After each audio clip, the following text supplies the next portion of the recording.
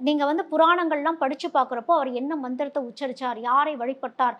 ஒரு தெய்வம் இன்னொரு தெய்வத்தை வழிபட்டு அந்த உதவிய கேட்கும் அப்படின்னா, சிவனே சக்தியிடம் சக்தியின் வெளிப்பாடு தானே பகலாமுகி. அந்த சக்தியோட வழிபாடு தான், அந்த சக்தி வெளிப்பட்டது தான் அந்த 10 தசா மகா வித்யாக்கள்.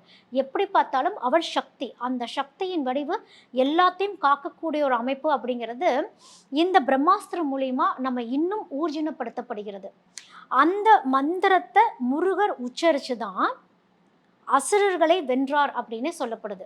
நம்ம வந்து தசா மகா வித்யாக்கள பிரிக்கும் பொழுது, இவங்க வந்து சத்வ, ராஜச, தாமச அப்படிங்கிற மாரி பிரிப்போம். அதாவது அவங்களுடைய குணங்களுக்கு தகுந்த மாரி, அவங்க கையில வைத்திருக்கக்கூடிய ஆயுதங்களுக்கு தகுந்த மாரி, அ எதற்காக வழிபடக்கூடிய தெய்வம் அப்படிங்கிறத பொறுத்தும் இந்த மாரி 3 வகையா பிரிக்கப்படும். ஆனா, இந்த 10 தசா மகா வித்யாக்கள்லயே மிகவும் சிறப்பு வாய்ந்தது பகலாமுகி. அது என்னது அந்த 3, 3ன்னு இவங்க சொல்லிக்கிட்டே இருக்கிறாங்க அப்படின்னு பார்க்குறப்போ,